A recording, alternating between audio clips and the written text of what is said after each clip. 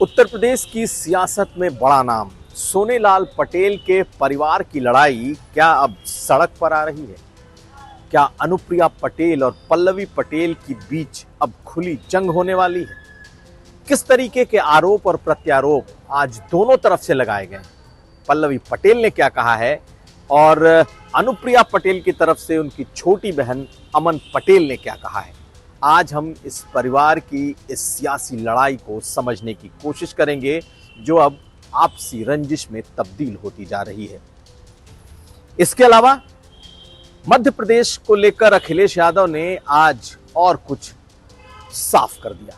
आज उन्होंने एक तरीके से मध्य प्रदेश का अपना घोषणा पत्र भी जारी कर दिया। ट्विटर पर उन्होंने क्या लिखा है यह भी हम आपको बताएंगे और यह भी जानिए कि जिस मुफ्त सिलेंडर का वादा बीजेपी सरकार ने किया था 1.5 साल के बाद अब वो उसे कब से अपने लोगों को देने जा रही है और साथ साथ अयोध्या में बन रही भव्य राम मंदिर की तस्वीरें हम आपको दिखाएंगे। ये तमाम खबरें आज का यूपी में। नमस्कार, मैं हूं कुमार अभिषेक। आप देख रहे हैं यूपी तक। हम हाजिर अपना न्यूज शो आज का यूपी लेकर। आज सोनेलाल पटेल की 14वीं पुण्यतिथि, परिनिर्वाण दिवस इसे अपना दल कहती है। लेकिन आज के दिन परिवार में ऐसा घमासान छिड़ा है जो अब निजी रंजिश में तब्दील होता जा रहा है। सोनेलाल पटेल के परिवार में बेटियां, यानी कि 2 बेटियां जो बड़ी नेता बन चुकी हैं। अनुप्रिया पटेल केंद्रीय मंत्री हैं, सांसद हैं, विधायक रह चुकी हैं और दूसरी तरफ पल्लवी पटेल और कृष्णा पटेल मां बेटी। पल्लवी पटेल विधायक हैं समाजवादी पार्टी से और कृष्णा पटेल अपना दल कमेरावादी की अध्यक्ष हैं। इन दोनों के बीच की जो रंजिश है अब खुले तौर पर सड़क पर दिखाई देने लगी और आरोप भी ऐसे कि इस परिवार के भीतर का जो ये आरोप है, अगर ये सड़कों पर लग रहा है तो जान लीजिए कि आने वाले वक्त में इस परिवार में किस तरीके का घमासान मचने जा रहा है। आज कृष्णा पटेल और पल्लवी पटेल दोनों हजरतगंज में बाबा साहब भीमराव अंबेडकर की प्रतिमा के नीचे अनशन पर बैठी, आंदोलन पर बैठी। आज सोनेलाल पटेल की पुण्यतिथि है और उनकी डिमांड थी कि उनके मौत की सीबीआई जांच की जाए। यानी कि परिवार मानता है, परिवार में पल्लवी पटेल और कृष्णा पटेल का मानना है कि उनकी मौत संदिग्ध परिस्थितियों में हुई और उनकी मौत स्वाभाविक नहीं है और इसके लिए उनका इशारा परिवार के भीतर ही है। यानी कि दोनों बेटियों के बीच, या यूं कहें मां, बेटी और दामाद के बीच कुछ इस तरीके की रंजिश निकल पड़ी है कि अब दोनों खेमा खुलकर सामने आता जा रहा है। यानी कि जो आरोप पल्लवी पटेल और कृष्णा पटेल लगा रही हैं डॉक्टर साहब के संदिग्ध मौत का, उसका जवाब देने के लिए अब अनुप्रिया पटेल की तरफ से उनकी छोटी बहन सामने आई है।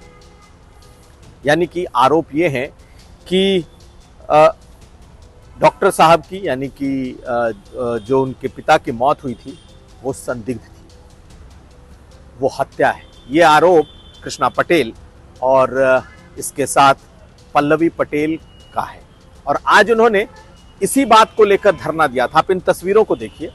हम आपको पल्लवी पटेल की बात भी सुनाएंगे, कृष्णा पटेल की बात भी सुनाएंगे और इसके बाद इसका काउंटर किस तरीके से अनुप्रिया पटेल की छोटी बहन कर रही हैं ये भी आपको हम दिखाएंगे। तो पहले सुनिए क्या कह रही हैं पल्लवी पटेल इस बारे में। और उनके जाने के बाद निरंतर आज 14 वर्ष हो रहे हैं, हम लोग निरंतर ये मांग करते रहे हैं कि उनके मानने वालों का, उनके परिवार का और उनके जो समाज के लोग हैं उनका ये हक है कि इस रहस्य से पर्दा उठे कि डॉक्टर साहब की मृत्यु कैसे हुई।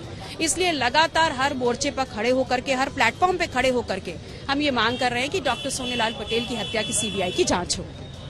आपकी बहन जो है वो केंद्र में मंत्री भी हैं इस समय, अनुप्रिया पटेल, और एक तरफ आप मांग कर रहे हैं। आपको लगता है क्या उनको भी इस तरीके की चीजें आगे करनी चाहिए, या आप अपने फादर की जैसे मांग कर रही हैं वैसे ही अनुप्रिया पटेल अपनी वहां पर डेथ एनिवर्सरी जो है मना रही हैं, लेकिन इस तरीके की मांग नहीं है? देखिए, यही बात तो समझ में नहीं आता कि डॉक्टर सोनेलाल पटेल जी के परिवार का एक हिस्सा जो आज सरकार में बैठा हुआ है और जिनके लिए 2009 से लेकर 2015 तक डॉक्टर सोनेलाल पटेल जी की हत्या की सीबीआई जांच प्रथम वरीयता पे थी, वो 2015 के बाद पूरी ताकत इस बात में क्यों लग जाती है कि डॉक्टर सोनेलाल पटेल जी की हत्या की जांच ना हो? और क्या कहा जाए उनके बारे में, जिन्होंने अपने पिता की मौत का सौदा कर लिया, जिन्होंने जिस कोख से जन्मे उस कोख को कलंकित कर दिया हो, और जो अपने स्वार्थ सिद्धि के लिए आज सत्ता में बैठ करके अपने बाप की मौत का गम भूल गए, उनके बारे में और क्या कहा जाए? ये प्रॉपर्टी की वैसे मुझे बात कुछ करनी नहीं, लेकिन प्रॉपर्टी मेरी व्यक्तिगत ऊर्जा की हुई है। ये ना उनके पुस्तों की दी हुई है, ना उनके पुस्तों की दी हुई है। मैं जिसको चाहूंगी उसको दूंगी, ये मेरी मर्जी का सवाल है। माता हैं, आपको क्या लगता है कि आखिर गलत कौन है? अनुप्रिया पटेल गलत है या पल्लवी पटेल गलत है? हम माँ हैं, कौन गलत है ये फैसला आप लोग करें या वक्त करेगा। आशीष पटेल जो है वो साफ कहते हैं कि हम माँ को मानते हैं, माँ को बहकाया गया है, उनको मैनिपुलेट किया गया है, उनको नहीं समझ में आ रहा है, उनको एक तरीके से कैप्चर किया गया है, वो चीजों को नहीं समझ रही हैं। देखिए, आज मैं कोई ऐसी बात नहीं करूंगी। आशीष पटेल को किसने कैप्चर कर लिया है बस। डॉक्टर सोनेलाल पटेल की मौत 14 साल पहले एक सड़क दुर्घटना में हुई थी। अब उनकी पत्नी और बेटी का आरोप आपने सुन लिया। कृष्णा पटेल और पल्लवी पटेल क्या कह रही हैं ये आपने सुना। इसका जवाब देने के लिए अनुप्रिया पटेल तो सामने नहीं आई, लेकिन अनुप्रिया पटेल की छोटी बहन आज प्रयागराज में थी और उन्होंने इसका जवाब कुछ इस तरीके से दिया। उन्होंने पहले तो कहा कि किसी भी सूरत में परिवार में के भीतर पिता की मौत का राजनीतिकरण नहीं होना चाहिए, इस पर सियासत नहीं होना चाहिए। लेकिन उनकी मौत के बाद, उनके मौत को लेकर के अमन पटेल ने क्या जवाब दिया है, अब आप ये सुनिए। लोगों के लिए बहुत ही दुखद घटना रही है और हम लोग 14 वर्षों में भी उस चीज़ से उबर नहीं पाए हैं। और उस बात का पिताजी की मृत्यु के ऊपर राजनीति करना बहुत ही गलत है मेरी नज़रों में, और ये बिल्कुल भी नहीं होना चाहिए। पल्लवी पटेल ने सीबीआई जांच की मांग की है और उनका कहना है कि अनुप्रिया पटेल सीबीआई जांच नहीं होने दे रही हैं।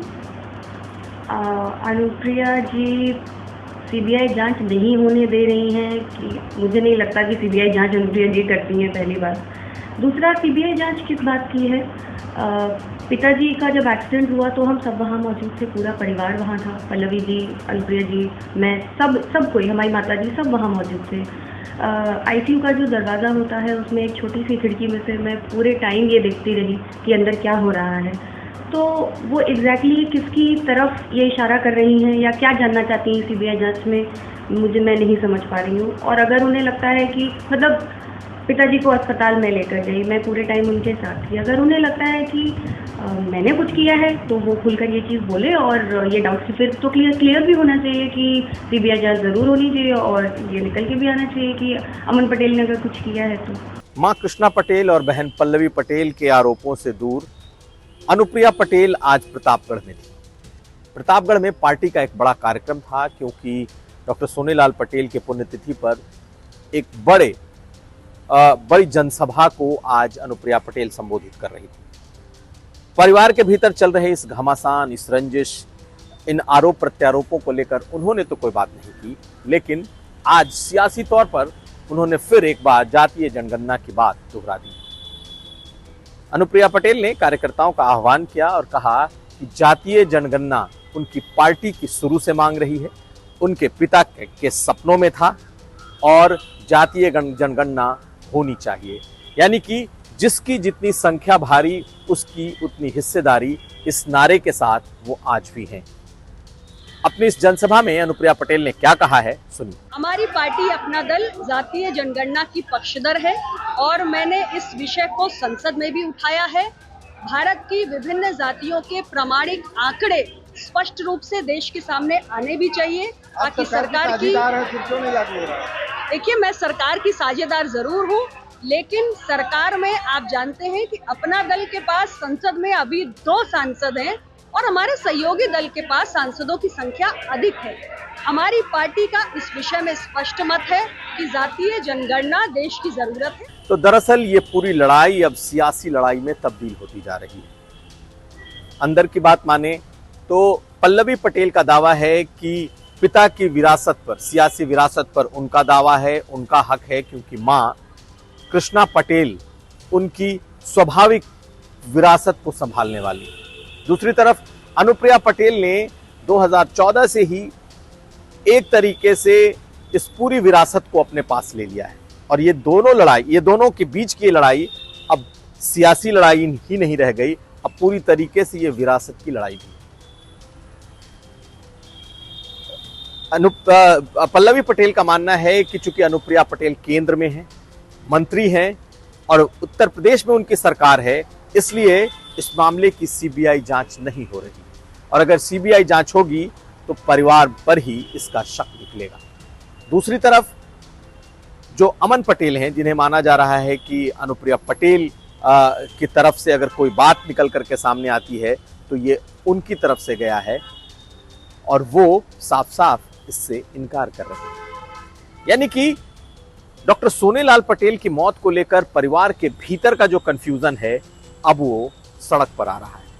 पत्नी और बेटी पल्लवी पटेल का मानना है कि उनकी हत्या हुई है, जबकि अमन पटेल का मानना है कि ऐसा कुछ नहीं। अमन पटेल का मानने का मतलब है अनुप्रिया पटेल का मानना। और अब खुलकर ये लड़ाई परिवार की अब लोगों के सामने है। सोनेलाल पटेल की 4 बेटियां थी, 2 बेटी एक तरफ यानी कि पल्लवी पटेल और उनकी एक बहन एक साथ, और अनुप्रिया पटेल और अमन पटेल एक साथ। ऐसे में सच क्या है? क्या सचमुच ये सिर्फ सियासी विरासत की जंग है? क्या एक दूसरे को सियासत से काटने की जंग है? ये तमाम सवाल इस वक्त खड़े हो रहे हैं। लेकिन एक ऐसी बिरादरी जो कि उत्तर प्रदेश में सियासी तौर पर बेहद ही मजबूत माना जाता है, जिसका प्रतिनिधित्व उत्तर प्रदेश में सबसे ज्यादा माना जाता है, उस परिवार की लड़ाई कहीं ना कहीं इस पूरी मुहिम को डिरेल कर सकती है। मध्य प्रदेश में समाजवादी पार्टी और कांग्रेस के बीच गठबंधन नहीं होने के अब पूरे आसार हो चुके हैं और ये गठबंधन नहीं हो रहा है लगभग ये तय। और ये तय इसलिए भी है क्योंकि आज अखिलेश यादव ने एक तरीके से अपना घोषणा पत्र भी मध्य प्रदेश के लिए जारी कर दिया। हालांकि इसके लिए कोई अलग से फंक्शन नहीं किया गया। अखिलेश यादव ने आज ट्वीट किया और ट्वीट करके उन्होंने अपने कार्यकर्ताओं का आह्वान किया। मध्य प्रदेश के जीतने के लिए उन्होंने कुछ अपने घोषणा पत्र को उन्होंने ट्वीट पर रखा। क्या क्या किया है हम आपको बताते हैं। दलित, पिछड़े, अल्पसंख्यकों, पीडीए को उनका हक और सम्मान, जातीय जनगणना, आबादी के अनुपात में हिस्सेदारी, पिछड़ों को 27% आरक्षण, महिलाओं के लिए समाजवादी पेंशन योजना, महिलाओं के विरुद्ध अपराध रोकने के लिए 10-90 की तर्ज पर, यानी कि जिस तरीके का उत्तर प्रदेश में उन्होंने किया था कुछ उस तरीके का उन्होंने वादा किया है। मेधावी छात्रों के लिए लैपटॉप, सेवानिवृत्त कर्मचारियों के लिए पुरानी पेंशन, 300 यूनिट बिजली मुफ्त, किसानों की उनकी फसल का न्यूनतम समर्थन मूल्य और युवाओं को रोजगार की गारंटी। ऐसे तमाम मुद्दे जो उत्तर प्रदेश के उनके अपने चुनावी घोषणा पत्र में थे, आज अखिलेश यादव ने यही अपना घोषणा पत्र मध्य प्रदेश के लिए जारी किया। तो आपको बताएं कि इतना बड़ा घोषणा पत्र उन्होंने जारी तो किया है, लेकिन फिलहाल 5 सीटों पर ही उनके उम्मीदवार हैं 230 में। उम्मीद ये की जा रही है कि वो 9 सीटों पर उनके उम्मीदवार उतारे हैं और ज्यादा से ज्यादा वो 10-15 सीटें और उतार सकते हैं अगर कांग्रेस पार्टी से किसी तरीके से बात नहीं बनी। लेकिन उन्होंने अपने घोषणा पत्र के जो दावे किए हैं वो ऐसे हैं मानो उनकी सरकार मध्य प्रदेश में बन रही है। तो देखना यह है कि उनके इस घोषणा पत्र का असर कितना होता है। लेकिन इस घोषणा पत्र का एक असर तो साफ दिख रहा है कि अब कांग्रेस और समाजवादी पार्टी के बीच के गठबंधन के कोई आसार नजर नहीं आ रहे। दोनों लगभग अलग हो चुके हैं, या यूं कहें दोनों एक साथ थे भी नहीं, लेकिन दोनों के एक होने की अब गुंजाइश नहीं दिखाई दे रही। तो आप ट्वीट पर देख सकते हैं कि किस तरीके का घोषणा पत्र आज अखिलेश यादव ने ट्वीट कर बताया है। और अब अगली खबर। और अब उत्तर प्रदेश में बीजेपी सरकार के एक वादे की बात। ये वादा उज्ज्वला योजना को लेकर 2022 के विधानसभा चुनाव के पहले बीजेपी ने अपने घोषणा पत्र में किया था। और ये वादा था महिलाओं को 2 मुफ्त सिलेंडर 1 साल में देने का। तो अब वो घड़ी आ रही है, यानी कि 1.5 साल बीत चुके हैं 5 साल में, और 1.5 साल के बाद अब योगी सरकार इस दिवाली से सिलेंडर देने का ऐलान कर चुकी है। यानी कि इस दिवाली के मौके के दिवाली के पहले करीब 1,75,00,000 जो उज्ज्वला योजना के लाभार्थी हैं उन्हें पहला सिलेंडर दिवाली पर दिया जाएगा।